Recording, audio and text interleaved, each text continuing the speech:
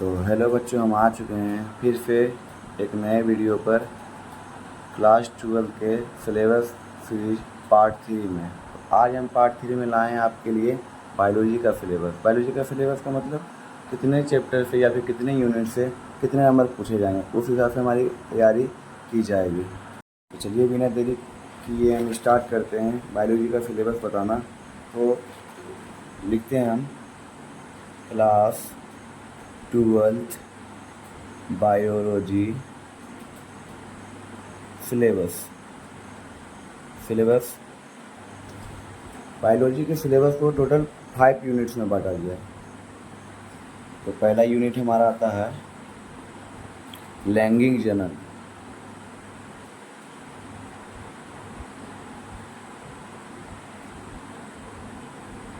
तो लैंगिक जनन में टोटल 4 चैप्टर आते हैं। इसमें पहला हमारा चैप्टर आता है जीवों में जनन।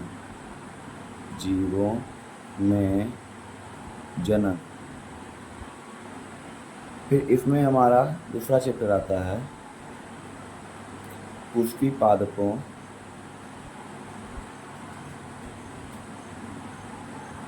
पादपों में लैंगिक जनन। पुष्पी पादपों में लैंगिक जनन। फिर इसमें हमारा तीसरा चैप्टर आता है मानव जनन। मानव जनन। इसमें हमारा चौथा चैप्टर आता है हमारा जनन स्वास्थ्य। जनन स्वास्थ्य। तो हमारा पहला यूनिट में आता है टोटल 4 चैप्टर। लैंगिक जनन हमारा पहला यूनिट है, ये हमें टोटल देते हैं 6 मार्क्स। कितने? 6 मार्क्स। फिर हमारा दूसरा यूनिट आता है यूनिट 2। यूनिट 2 हमारा आता है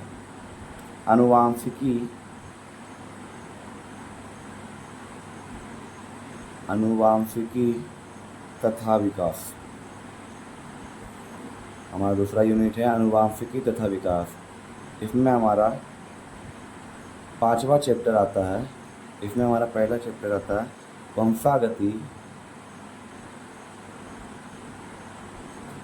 और विविधता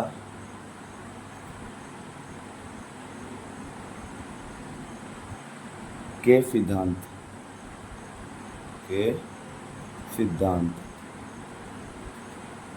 फिर हमारा इसमें आता है दूसरा चैप्टर यानी 6ठा चैप्टर वंशागति का आणविक आधार। वंशागति का आणविक आधार। वंशागति का आणविक आधार। फिर इसमें हमारा तीसरा चैप्टर आता है यानी 7वां चैप्टर आता है हमारा विकास। क्या आता है? विकास। ये हमारा यूनिट 2 है। यूनिट 2 हमें टोटल देके जाते हैं, टोटल का टोटल 18 मार्क्स। कितने? 18 मार्क्स। इसमें हमारा यूनिट 3 आता है जीव विज्ञान एवं मानव कल्याण। जीव विज्ञान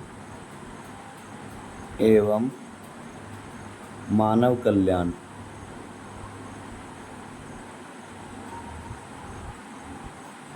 तो इसमें हमारा पहला चैप्टर आता है यानी 8वां चैप्टर, यानी इसका पहला चैप्टर यूनिट 3 का चैप्टर का नाम है मानव स्वास्थ्य एवं रोग। मानव स्वास्थ्य एवं रोग। फिर हमारा 9वां चैप्टर आता है और इस यूनिट का दूसरा चैप्टर आता है खाद्य उत्पादन में वृद्धि की कार्यनीति। खाद्य उत्पादन में वृद्धि की कार्यनीति।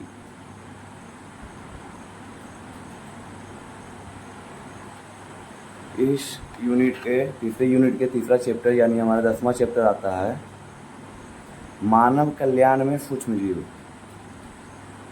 मानव कल्याण में सूक्ष्म जीव।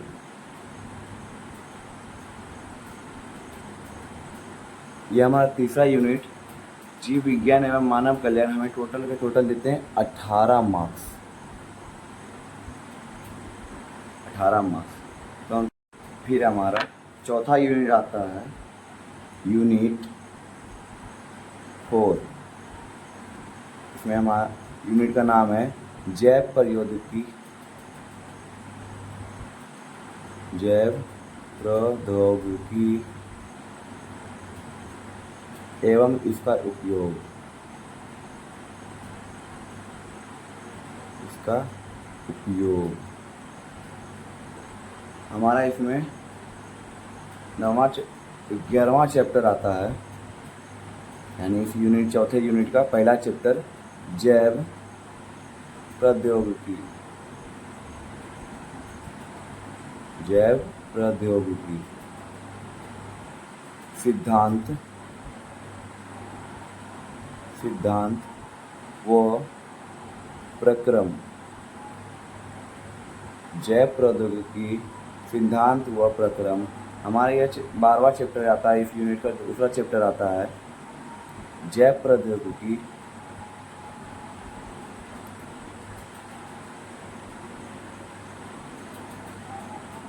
प्रौद्योगिकी एवं उसके उपयोग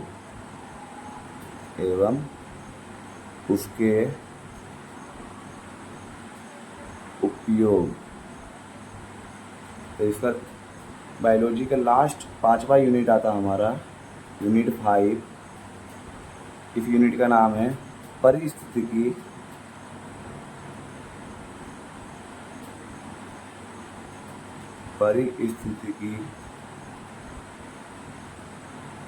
तथा पर्यावरण। हमारा चौथा यूनिट हमें टोटल देते हैं 18 मार्क्स। 18 मार्क्स। फिर हमारा आता है 5वां यूनिट का पहला चैप्टर यानी 13वां चैप्टर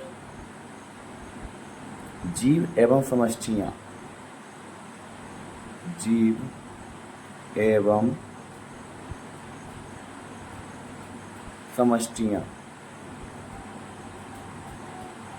फिर हमारा 14वां चैप्टर आता है। इस यूनिट का दूसरा चैप्टर आता है परितंत्र। क्या बच्चों? परितंत्र। हमारा 15वां चैप्टर इस यूनिट का तीसरा चैप्टर आता है जैव विविधता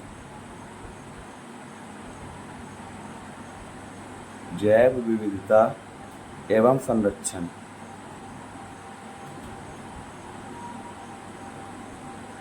ठीक है बच्चों। और बायोलॉजी का लास्ट चैप्टर और 5वां यूनिट का लास्ट चैप्टर आता है हमारा 16वां चैप्टर का, जिसका नाम है हमारा पर्यावरण के मुद्दे। पर्यावरण के मुद्दे।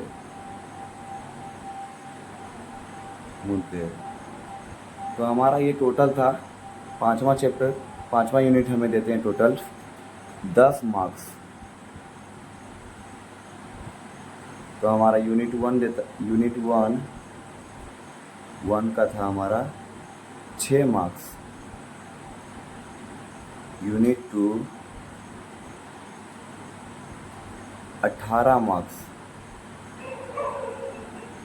Unit 3 18 marks. Unit 4 18 marks. और लास्ट यूनिट 5वां यूनिट हमारा देता है टोटल का टोटल 10 मार्क्स। तो इन सभी यूनिटों को मिलाकर हमारे पूरे हैं थ्योरी के 70 मार्क्स। तो आशा करता हूँ बच्चों आपको सिलेबस समझ में आया होगा। आगे आप लोग इसी हिसाब से इसी सिलेबस से तैयारी कीजिए। बेस्ट ऑफ लक आपके एग्ज़ाम के लिए। अभी चलिए ठीक है, मिलते हैं आप लोग से अगले वीडियो में। फिजिक्स के सिलेबस के साथ। तब तक के लिए थैंक यू, और चैनल पर नए हो तो सब्सक्राइब ज़रूर करें